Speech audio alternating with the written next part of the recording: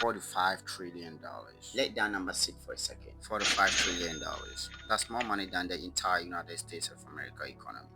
More than China, more than every country in Europe combined. That's literally how much Britain took from India. Not stole, because stealing is illegal. Took legally, systematically, with paperwork and policies and laws they wrote themselves. Over 200 years, they drained one of the richest civilizations on earth dry. And when they finally left in 1947, after 200 years, do you know what they said? No apology. They handed India a bill for the cost of being colonized. India had to pay Britain for Britain colonizing India. And the most insane part of this story, it didn't start with an army, it didn't start with a war, it started with pepper. This is the full story of Britain and India, beginning to end. And by the time this video is over, you will never see the British Empire the same way again. To understand why Britain went to India, you need to understand one thing about medieval Europe. They were obsessed with spices: black pepper, cinnamon, cloves, nutmeg, ginger. These weren't just seasoning. Before refrigerators existed, spices preserved food. They masked the smell and taste of rotten meat. They were used as medicine, as perfume, as currency. A small bag of black pepper was literally worth its weight in gold in medieval Europe. And every single spice came from one place: India.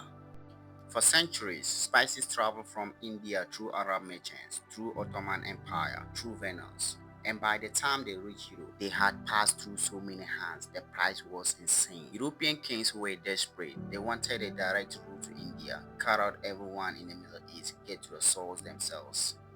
Portugal got there first. In 1498, a Portuguese explorer named Vasco da Gama sailed all the way around the bottom of Africa, around the Cape of Good Hope, and landed in India. Europe lost its mind. The spice route was open. Right now, you might be asking why sail all the way around Africa. That's an insane journey. Why not go through the Suez Canal? Simple answer: the Suez Canal didn't exist yet. It wasn't built until 1869. And before that, the only sea route to India was south along Africa, around the Cape of Good Hope at the very bottom of the continent, then northeast across the Indian Ocean. The land route through the Middle East were controlled by Ottoman Empire, charging massive taxes on everything passing through.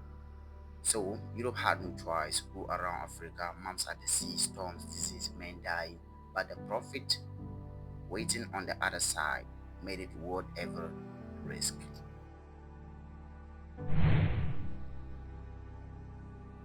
In the year 1600, Queen Elizabeth I of England signed a piece of paper. She gave a group of London merchants the right to trade with India and Asia. They called themselves the East India Company. Their business plan was simple: sail to India, buy spices, sell them back in at massive profit. That's it. Just a trading company, like a corporation. Now, at this time, India was ruled by the Mughal Empire, one of the most powerful empires on earth. Magnificent cities, a sophisticated economy, armies that made Britain look small. India at this point was producing 25% of the entire world's wealth. Let that sink. One country, a quarter of everything the world produced. The British were nobody in India, just foreign traders looking for business. The Mughal Emperor Jahangir gave the East India Company permission in 1613 to set up a small trading post in the city of Surat. Just a warehouse, a place to store goods. Nobody, not the Mughals, not the British, not anyone on earth could have imagined what that one warehouse would eventually become. For the next 150 years, the East India Company quietly grew. More trading posts, more soldiers to protect those trading posts, more political deals with local Indian rulers.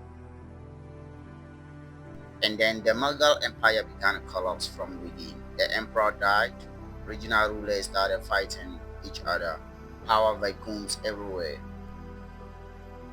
And the East India Company, just a trading company, saw its opportunity. They started picking sides in local conflicts, lending money to rulers, building alliances, and most importantly, building their own private army. By the mid 1700s, this company had tens of thousands of soldiers. Then in 1757, everything changed. The ruler of Bengal, India's richest region, was a man named Siraj ud Daulah. He didn't trust the British. He saw them getting too powerful, too armed, too involved. He attacked their fort in Calcutta. Britain sent back a man named Robert Clive. And what Clive did next was one of the most ruthless moves in colonial history. He didn't just fight Siraj, he bribed Siraj's own general, a man named Mir Jafar, to betray him mid-battle. On June 23rd, 1757, at a place called Plassey, Clive's army of 3,000 men faced Siraj's army of 50,000. The numbers were laughable, but Mir Jafar switched sides during the battle. Siraj's army collapsed from the inside. Britain won. That's one battle won through bribery and betrayal. Handed Britain control of Bengal, the richest province in all of India. From that single moment, the full takeover was inevitable. Now here's where the real robbery happened. And this is the part that will make your blood boil. Once Britain controlled Bengal, they built a system, a machine designed to extract India's wealth and send it straight to Britain. Here's how it works. Britain collected tax from Indian farmers and traders. Instead of spending that tax money in India, they used it to buy Indian goods. Cotton, spices, silk, tea.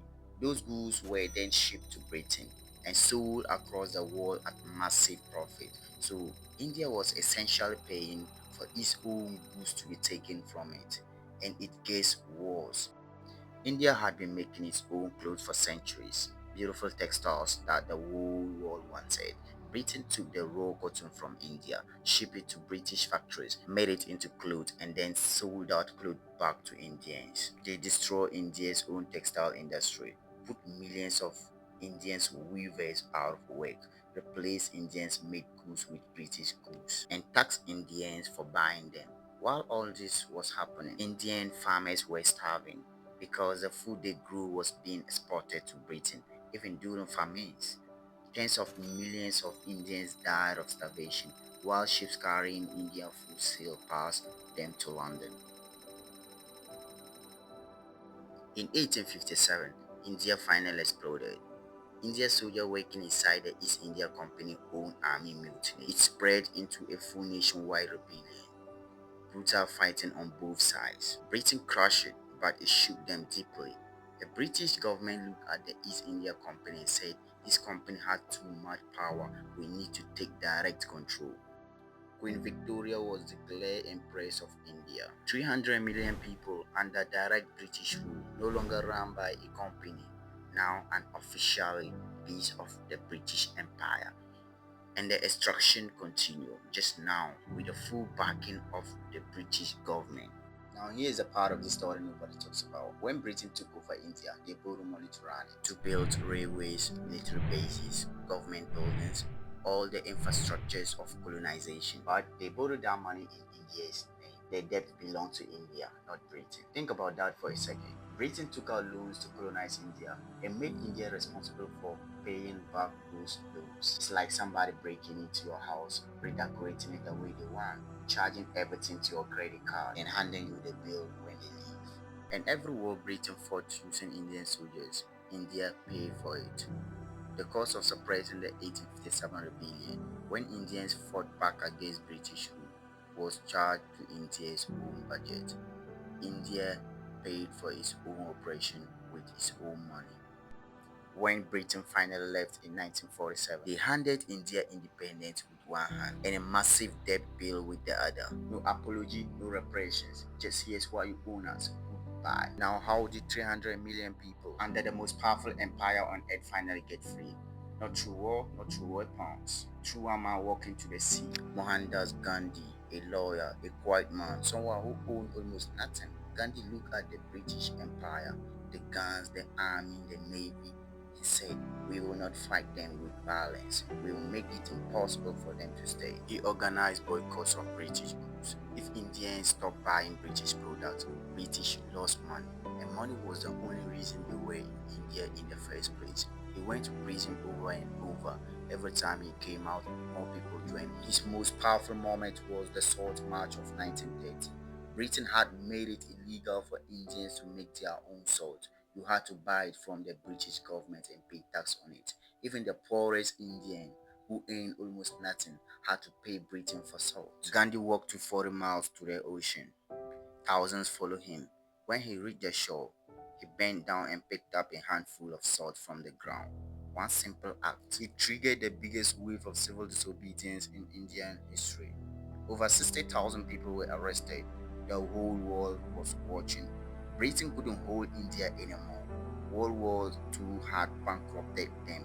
The empire was crumbling everywhere, and 300 million people had stopped operating. On August 15th, 1947, India became independent. 200 years of British rule ended by a man who never fired a single bullet. Britain came to India for spices. They stayed for 350 years. They came as traders and left as the rulers of 300 million people. They built railways and used them to extract resources fast. Taught English, but used it to replace Indian culture. And the man who ended it never fired a single bullet. So let me ask you something. Drop your answer in the comment, because I genuinely want to know. Britain ruled India for 300 years. Got defeated in just 30 years of peaceful resistance. Do you think non-violence is more powerful than weapons? Because history right here might just answer that question. Subscribe if this video gives you something, because these are the history they left out of our textbooks.